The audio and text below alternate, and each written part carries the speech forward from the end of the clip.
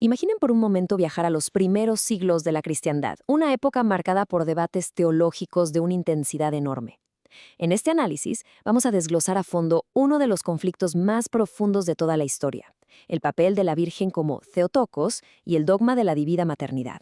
Vamos a ver cómo se forjó y defendió esta doctrina fundamental a lo largo de los siglos, uniendo filosofía, fe y, por supuesto, arte. ¿Comencemos? La pregunta que fracturó a la iglesia primitiva suena bastante sencilla, pero la verdad es que encierra un dilema monumental. Piénsenlo bien. ¿Quién nació de María? ¿Un hombre o Dios?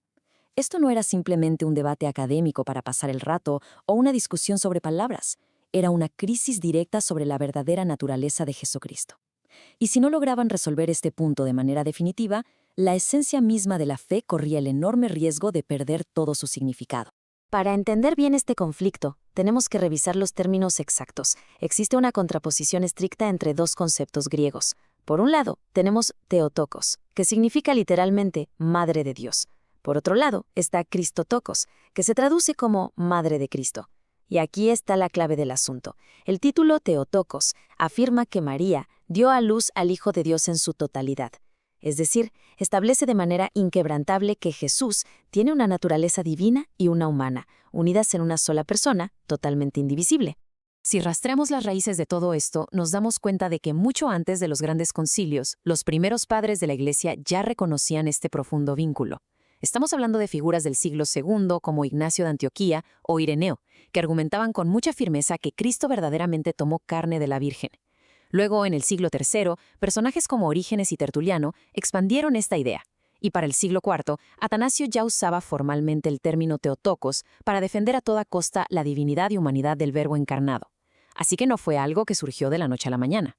Pero claro, el verdadero cisma teológico estalló con toda su fuerza en el siglo V, con dos visiones diametralmente opuestas. Por un lado tenemos al patriarca Nestorio defendiendo el término Christotokos. Su visión prácticamente separaba las naturalezas, sugiriendo que Dios simplemente habitaba en un hombre, creando dos entidades separadas.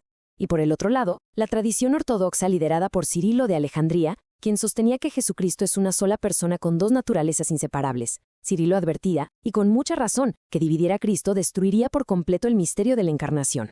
Lo que nos lleva al clímax absoluto de esta batalla histórica. Año 431 después de Cristo. Se convoca el célebre concilio de Éfeso para dar una respuesta definitiva a esta fractura. Fue un momento irreversible para la doctrina.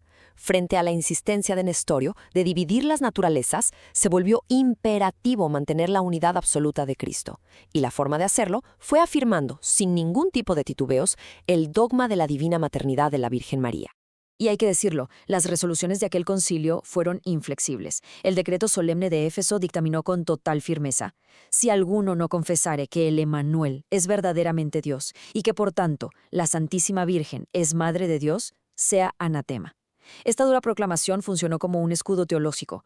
Al declarar anatema a quien negara esta unión, el concilio protegió permanentemente la verdadera identidad de Jesucristo contra cualquier intento de separar sus naturalezas. Y esto no se quedó solo en los documentos oficiales. Los registros históricos nos relatan algo fascinante: el inmenso júbilo del pueblo de Éfeso. Cuando se enteraron de la resolución del dogma, la gente salió a celebrar a las calles, iluminando la noche con antorchas. Esto ilustra perfectamente algo muy profundo. Los creyentes entendían en el corazón que negar el dogma de la divina maternidad inevitablemente iba a destruir el dogma central de la unión de Cristo. Era una necesidad absoluta para su fe. Entonces, ¿cuál es el verdadero impacto de este dogma? Bueno, revisemos sus implicaciones teológicas principales. Primero, asegura que Jesús es verdaderamente Dios y verdaderamente hombre. Segundo, profundice el lugar de María en la historia de la salvación. Tercero, fortalece nuestra esperanza espiritual al confirmar que Dios asume íntegramente la condición humana. Y cuarto, mantiene la unidad histórica del Salvador. Es importantísimo entender esto. El dogma de la divina maternidad nunca se trató simplemente de elevar la figura de María de forma aislada, sino de blindar de forma definitiva la realidad indivisible de la encarnación. Y como suele ocurrir con las ideas transformadoras, este dogma rápidamente se convirtió en un legado cultural y litúrgico monumental. Un ejemplo bellísimo es el himno Acástitos. Es una majestuosa composición bizantina del siglo V, nacida precisamente del fervor del concilio. Su nombre significa literalmente sin sentarse, porque la devoción exige que se cante de pie en señal de reverencia absoluta. Es de verdad una obra maestra de la teología poética que logra armonizar la alabanza a Cristo y la profunda veneración a la Theotokos. Este himno no es solo música, es un viaje espiritual sumamente estructurado. Paso a paso te va guiando. Primero, te invita a contemplar la existencia de la Virgen en el plan divino. Segundo, alaba el milagro de la concepción virginal. Tercero, celebra la inmensidad de la maternidad divina. Y cuarto, medita en su participación en la misión redentora de su Hijo. De hecho, el Papa Juan Pablo II impulsó muchísimo el estudio de este himno, al considerarlo un puente espiritual valiosísimo, siempre centrado en Cristo, entre las ricas tradiciones de Oriente y Occidente. Pero el impacto del dogma de Éfeso cruzó de las palabras al arte visual. Después del concilio, se establecieron los cánones sagrados de la iconografía bizantina. Las representaciones del misterio ya no podían ser interpretaciones libres o artísticamente ambiguas. Ahora requerían reglas estrictas para expresar con una precisión teológica total la verdad de la unión hipostática y el papel de la Virgen como Theotokos. Básicamente, el arte se convirtió en doctrina visual. Y para entender este arte sagrado hay que comprender que cada detalle es una transmisión directa de teología. Por ejemplo, todo ícono debe llevar la abreviatura griega MPOY, que marca inmediatamente su identidad como Madre de Dios. La Virgen siempre debe representarse vistiendo el maforion, una prenda tradicional que denota una mujer consagrada. Y el detalle con mayor simbolismo: las 3 estrellas doradas de 8 puntas en la frente y en los hombros. Estas estrellas representan y defienden su virginidad perpetua antes, durante y después del nacimiento del Salvador. Todo bajo un canon inflexible. Dentro de estas reglas encontramos diferentes estilos de íconos que comunican distintos matices de la encarnación. Tenemos la Eleusa, que acentúa la inmensa ternura entre la Madre y el Hijo Divino. El modelo Panagranta, donde aparece majestuosamente entronizada, reflejando realeza.